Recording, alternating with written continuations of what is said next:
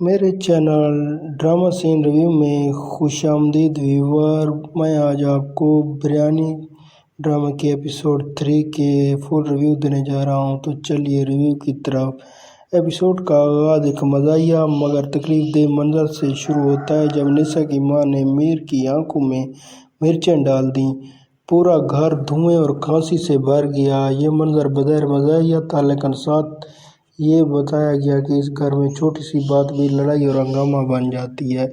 پھر ڈرامہ کا موڑ آگے بڑھتا ہے اور خاندانی وقار اور پرانی روایتوں کا ذکر آیا۔ چچا کے لمبے لیکچر جن میں انہوں نے تقسیم ہند کے وقت بزرگوں کی قربانیوں کا ذکر کیا، یہ واضح کر گئے کہ عزت اور روایات ان کے نزدیک سب سے بڑھ کر ہیں۔ ان کے جملے دل کو چھو لینے والے تھے، خاص طور پر جب وہ کہتے ہیں کہ کمزور دل والے کو ہتھیار نہ دو، وہ خود کو زخمی کر لیتے ہیں۔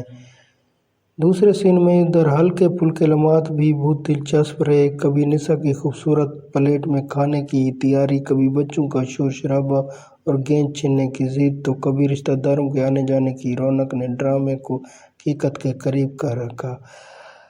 لیکن اصل کشیدگی تب بڑھی جب راکٹ اور اس کے ساتھی سامنے آئے۔ راکٹ کا رویہ، اس کی دھمکیاں اور محلے میں رعب جمانا ایک خوفناک ماحول پیدا کرتا ہے۔ حالانکہ وہ ایک استاد کا بیٹا اور دردی کا پوتا ہے، لیکن طاقت کے نشے نے اسے بدتمیز اور باغی بنا دیا ہے۔ یہی تضاد ڈرامے کو اور دلچسپ بناتا ہے۔ میر اور نسا کے درمیان محبت بھری مگر محتاط باتیں ناظرین کے دل کو چھو لیتی ہیں، خاص طور پر وہ منظر جب نسا اسے محلے کی باتوں سے بچنے کا مشورہ دیتی ہے۔ یہ معاشرتی دباؤ کی جھلک دکھاتا ہے جس کا سامنا اکثر نوجوانوں کو کرنا پڑتا ہے۔ کلائمیکس میں غلط فہمیاں مزید بڑھیں، مگر آخرکار راکٹ نے نہ صرف معافی مانگی بلکہ سیلفی بھی لے لی تاکہ اپنی صفائی دے سکے۔ یہ امتزاج مزاح اور سنجیدگی کا تھا جو بریانی کو ایک منفرد ذائقہ بخشتا ہے۔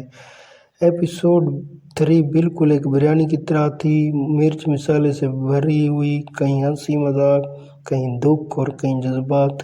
ایپیسوڈ خاندانی وقار، محلے کی طاقت کی سیاست اور نوجوانوں کے خوابوں پر معاشرتی دباؤ کو بخوبی اجاگر کرتا ہے۔